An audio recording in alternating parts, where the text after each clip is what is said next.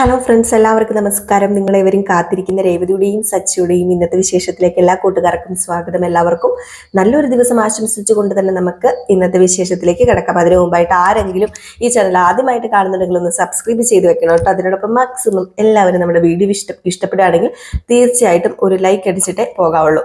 അപ്പൊ തുടങ്ങുമ്പോൾ തന്നെ കാണിക്കുന്ന നമ്മുടെ ചന്ദ്രനെയാണ്. അപ്പൊ ചന്ദ്ര പറയാണ്, നീ ഉണ്ടല്ലോ ദേ ഈ കടയിൽ വരുന്നവരോടും പോകുന്നവരോടും ഒക്കെ ഓരോ പരദൂഷണം പറഞ്ഞുകൊണ്ട് ഇവിടെ ഇരിക്കുക. അതെ, ഈ കട ഞാൻ പൊളിച്ചെടുക്കും. വന്ന് ചായ വെച്ച മര്യാദയ്ക്ക്. അവർക്ക് ഒരു ഉത്തരവാദിത്വമില്ല, അവർക്ക് ഒരു ബോധവുമില്ല. ഏതായാലും ആ കൂട്ടുകാരി ഇതെല്ലാം കേട്ടോ. നമ്മുടെ രേവതിയോട് മാലയുടെ കാര്യം ചോദിച്ച കൂട്ടുകാരിക്ക് സത്യം പറഞ്ഞ കാര്യങ്ങളൊക്കെ നന്നായിട്ട് മനസ്സിലായി. കൂട്ടുകാരിക്ക് മാത്രമല്ല, നമ്മുടെ രവീന്ദ്രൻ. അങ്ങനെ രവീന്ദ്രൻ ഇതൊക്കെ കേട്ടിട്ട് നിൽക്കുകയായിരുന്നല്ലോ. അങ്ങനെ രവീന്ദ്രൻ നമ്മുടെ രേവതിയുടെ അടുത്തേക്ക് വന്നിട്ട്, അതെ മോൾ ഇവിടെ നിൽക്ക്, എനിക്കിപ്പോ ഒന്നും വേണ്ട, മോള് ജോലിയൊക്കെ കഴിഞ്ഞ് സമാധാനത്തിൽ വന്നാൽ മതി.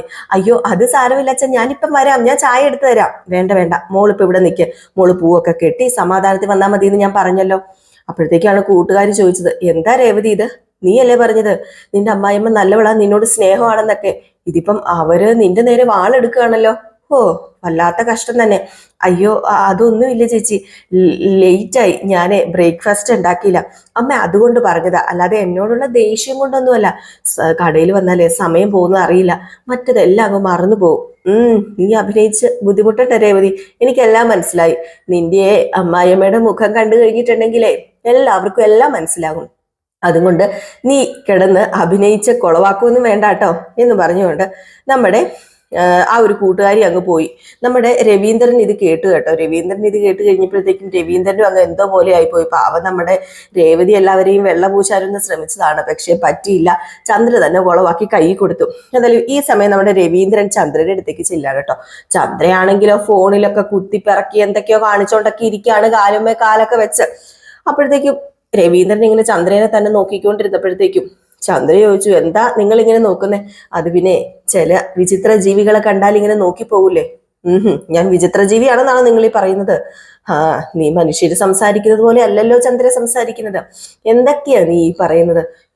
ഞാനിപ്പോ നിങ്ങളോട് എന്താ പറഞ്ഞത്? നീ പൂക്കടയിൽ ചെന്ന് രേവതിയോട് പറഞ്ഞത് ഞാൻ കേട്ടതാ. അത് പിന്നെ എങ്ങനെ പറയാതിരിക്കും? അത് രാവിലെ എണീറ്റ് പൂക്കടയിൽ പോയി അങ്ങ് നിന്നോളും. ഞങ്ങൾക്കാർക്കും എന്താ വിശപ്പില്ലേ? ഭക്ഷണം കഴിക്കണ്ടേ? രേവതി തന്നെ ഉണ്ടാക്കണമെന്ന് എന്താ ഇത്ര നിർബന്ധം? ഇവിടെ വേറെ 2 മരുമക്കളില്ലേ, നിനക്ക് അവരോട് പറയത്തില്ലേ? അതൊക്കെ പോട്ടെ, അല്ലെങ്കിൽ നിനക്ക് ഉണ്ടാക്കിയാൽ എന്താ പ്രശ്നം? അവൾ ഉണ്ടാക്കിയാലേ നിന്റെയൊക്കെ വായിക്കകത്തുനിന്ന് അങ്ങോട്ട് ഇറങ്ങി പോകത്തുള്ളൂ. എപ്പോൾ നോക്കിയാലും ആ കൊച്ചിന്റെ മെക്കിട്ട് കയറിക്കോണം. നീ എന്നെങ്കിലും അവളോട് സ്നേഹത്തോടെ സംസാരിച്ചിട്ടുണ്ടോ? നീ സംസാരിക്കുന്നത് അനുസരിച്ച് ഒരിക്കലും അവൾ നിന്നോട് മിണ്ടാൻ പാടില്ലാത്തത്. പക്ഷെ അവൾ ഇപ്പോഴും നിന്നെ സ്നേഹത്തോടു കൂടിയും ബഹുമാനത്തോടും കൂടി തന്നെയാ കാണുന്നത്. ഓ പൂക്കടയ്ക്ക് എന്റെ പേര് എന്തിനാ വെച്ചത്? നാട്ടിലിറങ്ങി നടക്കാൻ പറ്റാത്ത സ്ഥിതിയായി. നിനക്കറിയാമോ, പൂ മേടിക്കാൻ വന്ന സ്ത്രീ അവളോട് ചോദിക്കുന്നത് ഞാൻ കേട്ടതാ, എന്താ മഞ്ഞച്ചരട് കെട്ടിയേക്കുന്നതെന്ന്. താലിച്ചരട് അമ്മായിയമ്മ താലിമാല അമ്മായിയമ്മ മേടിച്ചു വെച്ചോന്ന്. അവള് പറഞ്ഞു കാണുമല്ലോ എന്റെ അമ്മായിയമ്മ താലിമാല മേടിച്ചു വെച്ചെന്ന്. അത് ഉറപ്പല്ലേ? അതിനെ ചന്ദ്രമതി അല്ല കേട്ടോ രേവതി. അവള് കുടുംബത്തിലുള്ളവരെ മോശമാക്കി പറയില്ല. അവൾ പറഞ്ഞത് എന്താണെന്ന് അറിയാമോ? എൻ്റെ അമ്മായിയമ്മ നല്ലവളാണ്, എന്നെ മകളെ പോലെയാണ് നോക്കുന്നത്, അതിൻ്റെ കണ്ണി പൊട്ടിപ്പോയത് കൊണ്ട് അത് നന്നാക്കാൻ കൊടുത്തിരിക്കുന്നെന്ന് ആ കൊച്ചു പറഞ്ഞത്. അവളെ ഒന്ന് മനസ്സിലാക്കി ചന്ദ്രൻ. അവളെ ഞാൻ നന്നായിട്ട് മനസ്സിലാക്കിയിട്ടുണ്ട്. മനസ്സിലാക്കാത്തത് ആരാന്നറിയാമോ? നിങ്ങളാ. പൂ കെട്ടുന്നത് പോലെ അവൾ ഓരോന്ന് കോർത്ത് കെട്ടി പറയും. നിങ്ങൾ കേൾക്കുന്നുണ്ടെന്ന് മനസ്സിലാക്കിയിട്ടാ അവൾ ഇങ്ങനെയൊക്കെ പറഞ്ഞത്. അതിനവളെ എന്നെ കണ്ടിട്ടില്ലല്ലോ ചന്ദ്രൻ. നീ ഇല്ലാത്തത് എന്തിനു പറയുന്നതാ? അവള് കണ്ടു കാണും. ചുറ്റും നോക്കിക്കൊണ്ട് അവള് പൂ കെട്ടുന്നത്. ആര് വരുന്നു ആര് പോകുന്നു എന്നൊക്കെ അവള് നോക്കും. അവളുടെ കണ്ണ് സദാസമയം ഓടിക്കൊണ്ടിരിക്കും. നിങ്ങൾ വരുന്നത് കണ്ടിട്ട് നിങ്ങളെ കൊണ്ട് നല്ലത് പറയിപ്പിക്കാനായിട്ടേ അവൾ അങ്ങനെ പറഞ്ഞതാ. നിങ്ങൾക്കത് മനസ്സിലായില്ല, അതെന്റെ കുഴപ്പമാണോ? ദേ നിന്നോട് എത്ര പറഞ്ഞാലും മനസ്സിലാവില്ല. നീ നന്നായിട്ട് കഥ എഴുതും, നന്നായിട്ട് നീ കഥയും പറയുന്നുണ്ട്. നീ ഒരു കഥ എഴുതിയാൽ നല്ലതായിരിക്കും. നാട്ടുകാരെ നീ എന്താ കഴുത്തില് നാട്ടുകാരെ അവളെന്താ മഞ്ഞച്ചരട് കിട്ടിയേക്കുന്നെന്ന് ചോദിക്കുന്നു. അത് നമുക്കല്ലേ നാണക്കേട്? നീ ആ മാല തിരിച്ചു കൊടുക്ക. പിന്നെ ഞാൻ അവളുടെ കയ്യിൽ നിന്ന് സ്വർണം ബലമായിട്ട് പിടിച്ചു വെച്ചേക്കാണെന്നാണല്ലോ നിങ്ങൾ പറയുന്നത്. എല്ലാം കൊണ്ടുവന്ന് അവൾ എൻ്റെ മുമ്പിൽ വെച്ചിട്ട് ഇത് എടുത്തോ, എൻ്റെ കെട്ടിയ താലിമാല മേടിച്ചു തരുമെന്ന് വീമ്പ് പറയുകയും ചെയ്തല്ലോ. അങ്ങനെയല്ലോ ഉണ്ടായത്. ഒടുക്കം പഴി എന്റെ തലയിലായി. അതേ, അവള് ചോദിക്കട്ടെ, അവക്ക് ഞാൻ കൊടുക്കാം. നാട്ടുകാർക്കിടയിൽ എനിക്ക് മോശം പേരുണ്ടാക്കാൻ വേണ്ടി അവൾ ഇത്രയും ദ്രോഹം ചെയ്യുന്നത്. ഒന്നുമില്ലാത്ത വീട്ടിൽ നിന്ന് വന്നതായതുകൊണ്ടാണ് അവൾ ഇങ്ങനെയൊക്കെ കാണിക്കുന്നത്. എന്റെ ചന്ദ്രൻ, നീ ഒന്ന് നിർത്ത്. ഒന്നുമില്ല ഒന്നുമില്ല ഒന്നുമില്ല. എന്താ ഞാൻ പറഞ്ഞതിൽ എന്താ തെറ്റിരിക്കുന്നത്? ശ്രുതിയും വർഷയും വലിയ വീട്ടിൽ നിന്ന് വന്നതല്ലേ. അവര് രണ്ടുപേരും ഇവള് ചെയ്തതുപോലെ എന്നോട് ചെയ്യുന്നുണ്ടോ? ഇല്ലല്ലോ. എന്നോട് ഇങ്ങനെ പെരുമാറുന്നുണ്ടോ അവർ രണ്ടുപേരും? പൂക്കട തുടങ്ങിയതിന് ശേഷം അവർക്ക് അഹങ്കാരം കൂടിയത്. അഹങ്കാരം തലയ്ക്ക് പിടിച്ച് നടക്കുക. റിച്ചായ ശ്രുതി ഒരു നല്ല പാർലർ തുടങ്ങി. വലിയ വീട്ടിലെ വർഷ ഡബ്ബിങ് ജോലിക്ക് പോകുന്നു. ഒരു ചെറിയ പൂക്കട വെച്ചിട്ട് ഇവളിങ്ങനെ അഹങ്കരിക്കണമെങ്കിലേ അവരൊക്കെ എങ്ങനെ അഹങ്കരിക്കേണ്ടതാ? കഞ്ഞി കുടിക്കാൻ വകയില്ലാത്തവള്. അപ്പൊ ഇതൊക്കെ കേട്ടുകൊണ്ട് നമ്മുടെ രേവതിയും വന്നു കേട്ടോ. രേവതി വല്ലാണ്ടായി പോയിട്ട് ഇതൊക്കെ കേട്ട് കഴിഞ്ഞപ്പോഴത്തേക്കും. പക്ഷെ രേവതിക്കൊന്നും പ്രതികരിക്കാനും പറ്റില്ല. ഏതായാലും പ്രതികരിക്കാതിരിക്കാൻ പറ്റില്ലല്ലോ. അതുകൊണ്ട് നമ്മുടെ രേവതി പറഞ്ഞു, നിങ്ങൾ നിങ്ങളുടെ രണ്ടു മരുമക്കളെ എത്ര വേണമെങ്കിലും പുകഴ്ത്തിക്കോ. അവരുടെ കാശ് കണ്ടിട്ടാണല്ലോ നിങ്ങൾ വാലും ചുരുട്ടി ഇങ്ങനെ നടക്കുന്നത്. പുകഴ്ത്തി പറഞ്ഞാൽ വല്ലത് കിട്ടുമായിരിക്കും എന്ന് പറഞ്ഞു. ഇത് കേട്ടതും നമ്മുടെ ചന്ദ്ര പറഞ്ഞു, എടി എന്താടി പറഞ്ഞത്? അതെ, എന്നോട് പെരുമാറുന്ന പോലെ അവരോട് പെരുമാറിയാലേ അവരെ നിങ്ങളുടെ മുഖത്ത് കാർക്കിച്ച് തുപ്പുള്ളൂ, അല്ലാതെ തലകുനിച്ച് നിൽക്കില്ല. നിങ്ങളെ ഒന്ന് പരീക്ഷിച്ച് നോക്ക്. എന്നിട്ട് എന്റെ മെക്കിട്ട് കയറാൻ വരാൻ പറഞ്ഞു. പാവപ്പെട്ടവരാ, ഒരുപാട് പാവപ്പെട്ടവരാ ഞങ്ങള് എന്ന് കരുതി കഞ്ഞി കുടിക്കാൻ വകയില്ലാത്ത വീട്ടിൽ നിന്നൊന്നും അല്ല ഞാൻ ഇങ്ങോട്ടേക്ക് വന്നത്. ഇവിടെയും നിങ്ങളുടെ ചെലവിലാണോ ഞാൻ ജീവിക്കുന്നത്? അല്ലല്ലോ. എന്റെ ഭർത്താവിന്റെ ചെലവിലാണ് ഞാൻ ജീവിക്കുന്നത്. എന്റെ കഴുത്തിൽ താലി കെട്ടിയ ആളിന്റെ അമ്മ എന്ന സ്ഥാനം അത് ഞാൻ മനസ്സിൽ സൂക്ഷിക്കുന്നത് കൊണ്ടാണ് ഞാൻ നിങ്ങളോട് കൂടുതലൊന്നും പറയാത്തതും സംസാരിക്കാത്തതും. എന്ന് കരുതി എപ്പോഴും ഈ രേവതി ക്ഷമിക്കണമെന്നൊന്നുമില്ല. എന്താടി നീ പറഞ്ഞത്? നീ എന്നെ എന്ത് ചെയ്യുന്ന നീ പറയുന്നത്? അപ്പൊ രവീന്ദ്രൻ പറഞ്ഞു, ചന്ദ്രേ നീ നിർത്ത്. അതെ, മര്യാദയ്ക്ക് രേവതിയോട് മേടിച്ച ആഭരണം നീ തിരിച്ചു കൊടുക്ക്. അയ്യോ അച്ഛാ, എനിക്ക് വേണ്ട അച്ഛാ. അമ്മേനെ കൊണ്ടത് എനിക്ക് തരിപ്പിക്കൊന്നും വേണ്ട. ആരുടെയും സ്വർണ്ണം ഒന്നും എനിക്ക് വേണ്ട. കുറച്ച് സമാധാനം അത് മാത്രം തന്നാൽ മതി. പിന്നെ എനിക്ക് വേണ്ട സ്വർണം സച്ചേട്ടൻ മേടിച്ചു തരും. അത് പിന്നെ നിന്റെ കഴുത്തിൽ ഇപ്പം മഞ്ഞച്ചരട് മാത്രമല്ലേ ഉള്ളൂ മോളെ. നാട്ടുകാർ കണ്ടാല് 1000 കഥകൾ ഉണ്ടാക്കി പറയില്ലേ. അതിന് ഇടവരുത്താൻ പാടില്ല. അപ്പോഴത്തേക്കാണ് നമ്മുടെ സച്ചി വരുന്നത്. അപ്പൊ സച്ചി ഇതൊക്കെ കേൾക്കാണ് കേട്ടോ. അപ്പൊ നമ്മുടെ രേവതി പറഞ്ഞു, നാട്ടുകാരെന്തെങ്കിലും പറഞ്ഞോട്ടെ അച്ഛാ, അതെനിക്ക് പ്രശ്നമല്ല. ഞങ്ങൾ ഒന്നും ഇല്ലാത്തവരാ. അമ്മയുടെ ഭാഷയിൽ പറഞ്ഞു കഴിഞ്ഞിട്ടുണ്ടെങ്കിൽ കഞ്ഞി കുടിക്കാൻ വകയില്ലാത്തവര് ആണല്ലോ. ഞങ്ങൾ അങ്ങനെയാണല്ലോ. അവർക്ക് അർഹിക്കാനേ ഒത്തിരി പാടില്ല. പിന്നെ ചിലവരുടെ ഒക്കെ വിചാരം ഈ ആത്മാഭിമാനം എന്ന് പറയുന്നതേ കാശുള്ളവർക്ക് മാത്രമേ ഉള്ളൂ, പാവപ്പെട്ടവർക്ക് അതൊന്നും ഇല്ലെന്നാ. അങ്ങനെ വിചാരിച്ചുകൊണ്ട് നടക്കുന്നവരെ മാറ്റാൻ നോക്കിയിട്ടുണ്ടെങ്കിലൊന്നും ഒരിക്കലും സാധിക്കില്ല. പിന്നെ എനിക്കും എന്റെ വീട്ടുകാർക്കും അതുണ്ടെന്ന് നമ്മെ ഒന്ന് മനസ്സിലാക്കണം.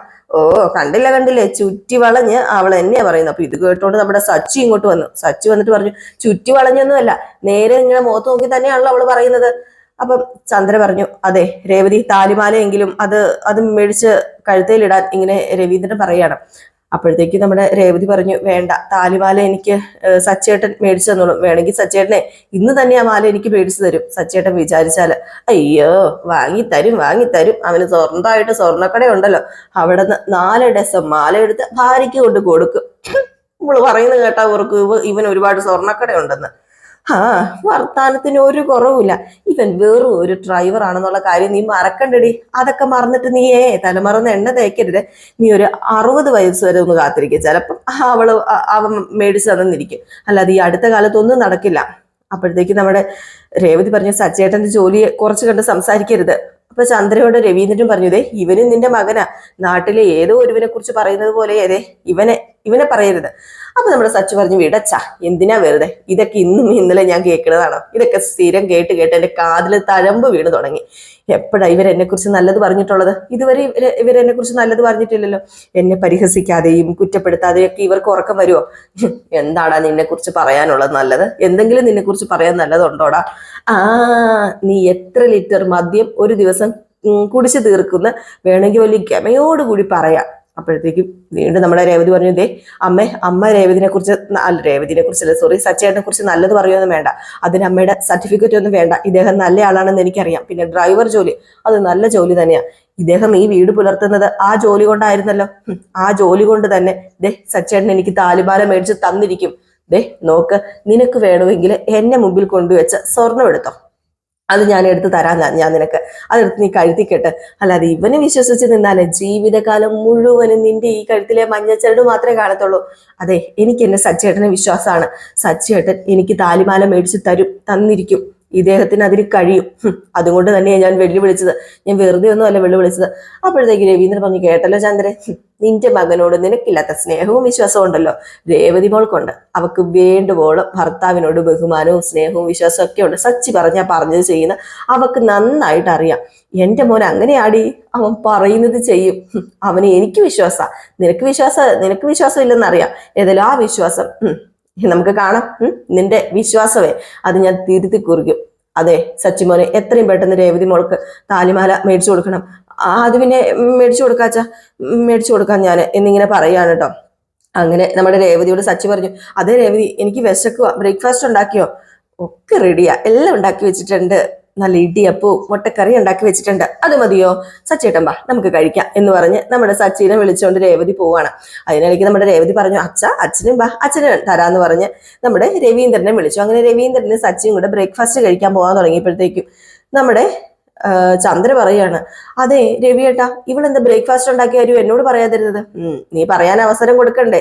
ചെന്ന് കയറുന്ന ഉടനെ മെക്കിട്ട് കയറുമായിരുന്നല്ലോ. അവളോട് വഴക്കിടുന്നതിന് മുമ്പ് ചെന്ന് കയറിയ പാത്രങ്ങളൊക്കെ തുറന്നു നോക്കണമായിരുന്നു. അല്ലാതെ നിനക്ക് അവളെ കുറ്റപ്പെടുത്താനല്ലേ സമയമുള്ളൂ. വിശക്കുന്നു എന്ന് പറഞ്ഞായിരുന്നല്ലോ. ചെല്ല് വന്നിട്ട് ചെന്നിട്ട് വല്ലതും കഴിക്കുന്നതാണോ മാനോ ഒന്നും നോക്കേണ്ട ഒരു കാര്യമില്ല. ചെല്ല് വിശപ്പാണല്ലോ നിനക്ക് മുഖ്യം എന്നിങ്ങനെ പറയുക. അപ്പോഴത്തേക്കും നമ്മുടെ ചന്ദ്ര, അയ്യോ നാണോ മാനോ നോക്കിയ പട്ടിണി കിടക്കേണ്ടി വരും. ഞാൻ കിടന്നത് തന്നെ, ഇപ്പൊ ഞാൻ കിടക്കാം എന്നിങ്ങനെ മനസ്സിൽ വിചാരിച്ചിട്ട് ബ്രേക്ക്ഫാസ്റ്റ് കഴിക്കാൻ വേണ്ടി അങ്ങ് പോവാണ് കേട്ടോ. ഏതായാലും ഈ സീൻ കഴിഞ്ഞ് പിന്നെ കാണിക്കുന്ന സീൻ എന്ന് പറഞ്ഞാല് നമ്മുടെ സച്ചി കൂട്ടുകാരുടെ അടുത്തേക്ക് ചെല്ലുകയാണ്. അപ്പൊ കൂട്ടുകാരി മാസച്ചിട്ടിയുടെ കാര്യം പറഞ്ഞുകൊണ്ടിരിക്കുകയായിരുന്നു കേട്ടോ. അപ്പോഴത്തേക്ക് സച്ചി പറഞ്ഞു, മാസച്ചിട്ടിയോ? അത് എനിക്ക് വേണമെന്ന് ഇങ്ങനെ പറഞ്ഞപ്പോ, ഇതെന്താ നിനക്ക് ഇപ്പൊ അത്യാവശ്യം? അല്ല നിനക്ക് ചിട്ടി തീർന്നു കഴിഞ്ഞ് മതി എന്നല്ലേ പറഞ്ഞത്? അത് പിന്നെ കുറച്ച് അത്യാവശ്യം ഉണ്ട്, അതുകൊണ്ടാ എന്നിങ്ങനെ പറയുകയാണ്. അപ്പോഴത്തേക്ക് നമ്മുടെ മഹേഷ് പറഞ്ഞു, അയ്യോ അത് പിന്നെ ആ മാസച്ചിട്ടിയാണല്ലേ, അവർക്ക് എനിക്ക് കുറച്ച് പൈസ കൊടുക്കാനുണ്ട്, ഇല്ലെങ്കിൽ ചിലപ്പം കാർ എടുത്തോണ്ട് പോകുന്നു പറഞ്ഞപ്പം, എങ്കിൽ പിന്നെ മഹേഷ് നീ ഒരു കാര്യം ചെയ്യ്, നീ എടുത്തോ, എനിക്ക് കുഴപ്പമില്ല. അത് പിന്നെ ഞാനങ്ങ് പറഞ്ഞതേ ഉള്ളൂ എന്നിങ്ങനെ പറഞ്ഞപ്പം മഹേഷ് പറഞ്ഞു, അയ്യോ വേണ്ട, നീ അങ്ങനെ സാധാരണ ഈ പൈസ ഒന്നും ചോദിക്കാറില്ലല്ലോ, ചിട്ടി അടിച്ചോന്ന് പോലും നീ തിരക്കാറില്ല. അപ്പൊ നീ എപ്പോൾ അങ്ങനെ തിരക്കിയിട്ടുണ്ടെങ്കിൽ, നീ വേണമെന്ന് പറഞ്ഞിട്ടുണ്ടെങ്കിൽ നിനക്ക് എന്തോ അത്യാവശ്യമുണ്ടെന്ന് എനിക്ക് മനസ്സിലായി സച്ചി. അപ്പൊ അതുകൊണ്ട് തന്നെ നീ ഒരു കാര്യം ചെയ്യ്, നീ ആ പൈസ എടുത്തോ. നിനക്ക് കാശിന് അത്യാവശ്യമുള്ള കാര്യം എനിക്ക് ഉറപ്പായി, അതുപോലെ ഞങ്ങൾക്ക് എല്ലാവർക്കും ഉറപ്പായി. ഈ പ്രാവശ്യത്തെ ചിട്ടി നീ എടുത്തോ സച്ചി, അതെടുക്ക്. അത് പിന്നെ രേവതിയുടെ കഴുത്തിലെ ഇപ്പൊ സ്വർണ്ണത്താലിമാല ഇല്ല, മഞ്ഞച്ചരട കെട്ടിയിരിക്കുന്നത്. അത് വലിയ പ്രശ്നമാണ്. അവക്ക് ഒരു താലിമാല മേടിച്ചു കൊടുക്കണമെന്നുണ്ട്. രേവതി കഴുത്തിൽ മഞ്ഞച്ചരട് കെട്ടി നടക്കുന്ന വിഷമം നിനക്കുണ്ട്. നീ രേവതിക്ക് ഒരു താലിമാല മേടിച്ചു കൊടുക്ക്. അതിനിപ്പോ എന്താ പ്രശ്നം? ഈ പ്രാവശ്യത്തെ ചിട്ടി നീ എടുത്തോ, ബാക്കി കാര്യം ഞാൻ എന്താണെന്ന് നോക്കിക്കോളാം. കാറിന്റെ ഡ്യൂ അടയ്ക്കണം, ചിട്ടി വേണമെന്ന് നീ പറഞ്ഞല്ലോ, അതും കൊണ്ടല്ലേ എന്നിങ്ങനെ വേറൊരു കൂട്ടുകാരൻ മഹേഷിനോട് പറഞ്ഞു. അപ്പോഴത്തേക്കും അതൊക്കെ അടയ്ക്കാം, അതിനൊക്കെ ഇനി സമയമുണ്ട്. ഏതായാലും ഈ പ്രാവശ്യത്തെ ചിട്ടി നീ എടുത്തോ. അത് പിന്നെ വേറെ ഒന്നും അല്ല മഹേഷ്, ഞാൻ പറഞ്ഞത്, അമ്മ രേവതിയുടെ കുടുംബത്തെ ഒരുപാട് അപമാനിച്ചു, അതുകൊണ്ട് രേവതി മാല ഊരി കൊടുത്തത്. പിന്നെ അവളൊന്ന് ശപഥം ചെയ്തായിരുന്നു, ഞാൻ എന്ന് താലിമാല മേടിച്ചു കൊടുക്കുന്നു അന്നേ അവൾ താലിമാല കഴുത്തിൽ ഇടുവോ ഉള്ളെന്ന്. ഏതായാലും എന്നെങ്കിലും ഒരു ദിവസം ഞാനൊരു താലിമാല മേടിച്ചു കൊടുക്കുന്നുള്ളൊരു വിശ്വാസത്തിൽ അവള് പാവുക. മഞ്ഞച്ചരട് കെട്ടി കാണുമ്പോൾ സത്യം പറഞ്ഞാൽ സങ്കടം തോന്നുക. എടാ നീ താലിമാല മേടിച്ച് അവളുടെ കഴുത്തി കെട്ടി കൊടുക്കടാ, ഞാൻ പറഞ്ഞില്ലേ, ഈ പ്രാവശ്യത്തെ ചിട്ടി നിനക്ക് തന്നെയാ. അപ്പോഴത്തേക്കും നമ്മുടെ സച്ചി പറഞ്ഞു, എടാ നിന്റെ അത്യാവശ്യം അതൊന്നും സാരമില്ല, നീ കാശ് മേടിക്കുക. ഇനിയും അണ്ണനെ ഞാൻ എങ്ങനെയും ഒക്കെ സോപ്പിട്ട് നിർത്തിക്കോളാം, നീ പൈസ മേടിക്കുക. അങ്ങനെ ആ പൈസ കൊടുക്കാണ്. ആ പൈസ കൊടുത്ത് നമ്മുടെ സച്ചി ആ പൈസ മേടിക്കാണ് കേട്ടോ. ഏതായാലും ഒരുപാട് സന്തോഷമായി നമ്മുടെ സച്ചിക്ക്. തക്ക സമയത്ത് തന്നെ ആ ഒരു പൈസ കിട്ടിയത് കൊണ്ട് തന്നെ നമ്മുടെ രേവതിയുടെ അഭിമാനവും സച്ചിയുടെ അഭിമാനവും രവീന്ദ്രന്റെ അഭിമാനവും നമ്മുടെ സച്ചിക്ക് കാത്തു സൂക്ഷിക്കാനായിട്ട് സാധിക്കുമല്ലോ. ഏതായാലും നമ്മുടെ സച്ചി ആ പൈസയും കൈ വെച്ചുകൊണ്ട് ഇങ്ങനെ പിടിച്ചിട്ട് എല്ലാവരോടും താങ്ക്സ് ഉണ്ട് കേട്ടോ, നിങ്ങൾ എൻ്റെ കൂടപ്പിറപ്പിനെ പോലെയാ. താങ്ക്സോ? പോടാ, നീ ചെല്ലടാ, മര്യാദയ്ക്ക് രേവതിക്ക് ഒരു മാല മേടിച്ചോണ്ട് പോകാൻ നോക്ക് എന്നിങ്ങനെ പറയാ. സച്ചി വേഗം പൈസയും മേടിച്ചോണ്ട് പോവാണ് കേട്ടോ താലിമാല മേടിക്കാന്. ഈ സമയത്താണ് കേട്ടോ നമ്മുടെ സുധീനെ കാണിക്കുന്നത്. സുധിയാണെങ്കിൽ ഫോണിൽ കുത്തി ഇങ്ങനെ റെസ്റ്റോറൻറ്റിൽ ഇരിക്കുക. അപ്പോഴത്തേക്കും ഒരാൾ വന്നിട്ട് പറഞ്ഞു, ഇതെന്തുവാടാ നീ ഇങ്ങനെ ഫോണിൽ കുത്തിക്കൊണ്ടിരിക്കുന്നത്? അതെ, ഒരു കാര്യം ചെയ്യ്, നീ പോയി ജോലി ചെയ്യാൻ നോക്ക്. ഇതിപ്പോ എന്തിനാ ഫോണിൽ കുത്തിക്കൊണ്ടിരിക്കുന്നത്? മുതലാളി കണ്ടു കഴിഞ്ഞാൽ പ്രശ്നമാവേ. അത് പിന്നെ ഞാൻ ഇവിടെ നിന്ന് ഫോണിൽ കുട്ടുന്നതിന് ഒരു കുഴപ്പമില്ല. എടാ നീ SLC തോറ്റതല്ലേടാ, നീ ഈ ജോലിയെങ്കിലും നന്നായിട്ട് ചെയ്തില്ലെങ്കിൽ നിനക്ക് വേറെ എന്ത് ജോലി കിട്ടാനായിരുന്നു? ഇങ്ങനെ ആ കൂട്ടുകാരൻ ചോദിക്കണം, അവിടെ നിന്ന് സ്റ്റാഫ് ചോദിക്കണം. അപ്പോഴത്തേക്കും പറഞ്ഞു, എനിക്ക് വേറെ ജോലിയൊക്കെ കിട്ടും. അതെ, ഞാൻ വെറുതെ പറഞ്ഞതാ. എനിക്ക് 4 ഡിഗ്രി ഉണ്ട്. സോറി, 4 അല്ല 7 ഡിഗ്രി ഉണ്ട്. അതെ, ഞാനൊരു കാര്യം പറയട്ടെ, 7 ഡിഗ്രി ഉണ്ടെന്ന് പറഞ്ഞിട്ട് എന്താ കാര്യം? SLC തോറ്റ ഞാനും 7 ഡിഗ്രി ഉള്ള നീയും ഒരേ ജോലിയല്ലേ ചെയ്യുന്നത്. അതെന്റെ തലവിധി, എന്ത് ചെയ്യാനാ. ഓഫീസിനകത്തിരുന്ന് എക്സ്ക്യൂസ് മീ കമ്മിങ് എന്നൊക്കെ പറയേണ്ട ആളാ. പക്ഷെ ഇവിടെ വന്നിരുന്ന് എന്താ ദോശ, കടി, ചായ, അത് ഇത് എന്നൊക്കെ എഴുതേണ്ട അവസ്ഥയാന്ന് പറഞ്ഞു. അപ്പോഴത്തേക്കാണ് മുതലാളി വന്നത്. മുതലാളി വന്നിട്ട്, ഇതെന്താ നിങ്ങൾ ഇവിടെ നിൽക്കുന്നത്? ചെല്ലെ പോയി ജോലി ചെയ്യേ, വന്നതേ തുടങ്ങിയോ എന്ന് പറഞ്ഞിട്ട് ഇവരെ പറഞ്ഞ് ജോലിക്ക് വേണ്ടി വിടുകയാണ്. അപ്പോഴത്തേക്ക് ഇവര് 2 കൂട്ടർ വന്നിട്ടുണ്ടേ. അപ്പൊ നമ്മുടെ സുധിയും ചെന്നിട്ട്, എക്സ്ക്യൂസ് മീ സാർ, കഴിക്കാൻ എന്താ വേണ്ടത്? കഴിക്കാൻ എന്താ ഉള്ളത്? ദോശ, മസാല ദോശ, പൂരി മസാല ദോശ, പൊടി ഇഡലി, പുട്ടും കടലക്കറിയും, പിന്നെ അല്ലല്ല നിർത്ത്, ഈ റെസ്റ്റോറൻറ്റിലെ സ്പെഷ്യൽ എന്താ, അത് കൊണ്ടുപോവാ. അങ്ങനെയാണെങ്കിൽ ഗിരിദോശ നല്ലതാണ്, അത് കൊണ്ടുവരാം. ഓക്കെ എങ്കിൽ പിന്നെ അത് കൊണ്ടുവരാൻ പറഞ്ഞു. അപ്പോഴത്തേക്കും മറ്റേ അവരിങ്ങനെ സംസാരിച്ചുകൊണ്ട് നിൽക്കുകയാണ്. നമ്മുടെ സുധി വീണ്ടും വന്നിട്ട് പറയാ, അത് പിന്നെ നിങ്ങൾ ഓർഡർ ചെയ്ത ഗിരിദോശയില്ലേ, അത് ഇവിടെ ഇല്ല, സോറി സാർ. അല്ല, നീയല്ലേ പറഞ്ഞത് ദോശ ഉണ്ടെന്ന്? അത് പിന്നെ സോറി, ഓർഡർ എടുത്തപ്പോൾ ഉണ്ടായിരുന്നു, ഉണ്ടെന്ന് കരുതി പറഞ്ഞതാ, പക്ഷെ തീർന്നു പോയി. അപ്പൊ ഇവിടെ ഉണ്ടോന്ന് നോക്കിയിട്ട് വേണ്ട നീ പറയേണ്ടത് എന്നും പറഞ്ഞിട്ട് അവരങ്ങ് തുടങ്ങി കേട്ടോ. ഒന്നാമതറിയാലോ, നമ്മുടെ കസ്റ്റമേഴ്സിന് ഡീല് ചെയ്യാൻ ഒരിക്കലും സുധിക്ക് അറിയില്ല. അപ്പൊ അതുകൊണ്ട് തന്നെ സുധി പറഞ്ഞത്, എടാ പോടാന്നൊന്നും എന്നെ വിളിക്കരുത് കേട്ടോ. ഒന്നുമില്ലെങ്കിലും 2 പേർക്കും 2 മെച്യൂരിറ്റി ഉള്ളതാണെന്ന് തോന്നല്ലോ. കുറച്ച് മര്യാദയോട് കൂടി സംസാരിക്കാൻ പറഞ്ഞപ്പോഴത്തേക്കും, മര്യാദയോ? നീ എന്താ വലിയ ഓഫീസാണോ? നിന്റെ മുമ്പിൽ വന്ന് ഞങ്ങൾക്ക് മര്യാദയോട് കൂടി നിന്ന് സംസാരിക്കാൻ? അതെ, ഇങ്ങ് വന്ന മുതലാളി, ഇവന് ജോലി ചെയ്യാൻ അറിയില്ല. ഇവരെ മര്യാദയ്ക്ക് പറഞ്ഞു വിടാൻ നോക്കിക്കോ. ഇവിടെ കഴിക്കാൻ എന്തൊക്കെ ഐറ്റം ഉണ്ടോ ഇല്ലെന്നൊന്നും ഇവനറിയില്ല. അത് പിന്നെ സോറി സാർ, പുതിയതായിട്ടാ ഇങ്ങനെ ജോലിക്ക് വന്നത്, പഠിച്ച് വരുന്നതേ ഉള്ളൂ. സുധി ചെല്ല് എന്ന് പറഞ്ഞ് സുധീനെ അങ്ങ് പറഞ്ഞു വിടണം. അവിടെ നിന്ന് എങ്ങനെയോ ആ മുതലാളി രക്ഷപ്പെടുത്തി. കാരണം പുതിയതായിട്ട് ജോലിക്ക് വന്നതാണല്ലോ, അതുകൊണ്ട് തന്നെ. സുധി ഇവനൊക്കെ ഞാൻ ആരാണെന്ന് അറിഞ്ഞാലും കിട്ടോ, ഇവനൊക്കെ എന്റെ മെക്കിട്ട് കയറാൻ വേണ്ടി വന്നിരിക്കുന്നു എന്നൊക്കെ പറഞ്ഞ് അവിടെ ഒരു വലിയൊരു വിഷയം തന്നെയായി തീരുകയാണ് കേട്ടോ അത്. ഇതിനിടയ്ക്ക് നമ്മുടെ ശ്രുതിയും വിളിക്കാണ് കേട്ടോ സുധീനെ. ഏതായാലും അവിടെയും തട്ടിമുട്ടി എന്തൊക്കെയോ പറഞ്ഞ് പുള്ളിക്കാരൻ രക്ഷപ്പെടുന്നുണ്ട്. ഏതായാലും ആ സീനൊക്കെ കഴിഞ്ഞ് പിന്നെ കാണിക്കുന്നത് നമ്മുടെ സച്ചി സാധനമൊക്കെ മേടിച്ചോണ്ട് വന്നു കേട്ടോ, താലിമാലയൊക്കെ. എന്നിട്ട് നമ്മുടെ രവീന്ദ്രനോട് പറഞ്ഞു, അതെ ഇന്നൊരു കാര്യമുണ്ട്, അതെ ഇവിടെ ഇരുന്നേ, ഞാനേ ഒരു കാര്യം കാണിക്കാമേ എന്ന് പറഞ്ഞു. അപ്പോഴത്തേക്ക് നമ്മുടെ ചന്ദ്രനെ വിളിച്ചു. അപ്പം സച്ചി ഇങ്ങനെ അമ്മയെന്ന് വിളിച്ചപ്പോഴത്തേക്കും എന്താ വന്ന് കയറി ഉടനെ നീ തുടങ്ങിയോ എന്ന് ചോദിച്ചുകൊണ്ട് ചന്ദ്ര വന്നു. അതെ, തുടങ്ങാൻ പോകുന്നതേ ഉള്ളൂ, അതിനു മുമ്പ് ഒരു സഭ വിളിച്ച് ചേർക്കണം. എടാ സുധി, പൗഡർ നടത്തി, രേവതി നീ ഇങ്ങ് വന്നേ, ശ്രീകാന്തേ നിന്റെ കെട്ടിയോളെ വിളിച്ചോണ്ട് ഇങ്ങ് വന്നേ എന്നൊക്കെ പറയാണ്. അങ്ങനെ എല്ലാരും കൂടിയിട്ട് വേണം നമ്മുടെ സച്ചിക്ക് ആ സാധനം വെളിയിലെടുത്ത് നമ്മുടെ രേവതിക്ക് കൊടുക്കാനായിട്ട്. അപ്പോഴത്തേക്കും സുധി വന്നിട്ട്, നീ എന്തിനാടാ തൊള്ള തുറക്കുന്നത് എന്നിങ്ങനെ ചോദിക്കുകയാണ്. വരൂ ഡബിങ് മന്നി എന്നിങ്ങനെ നമ്മുടെ വർഷനെ വിളിക്കുകയാണ്. അപ്പോഴത്തേക്കും വർഷ പറഞ്ഞു, ആന്റി ഇദ്ദേഹം എന്നെ പന്നിന്ന് വിളിക്കുന്നു. അയ്യേ, പന്നിന്നല്ല വിളിച്ചത്, മന്നി. മന്നന്റെ ഓപ്പോസിറ്റ് മന്നി.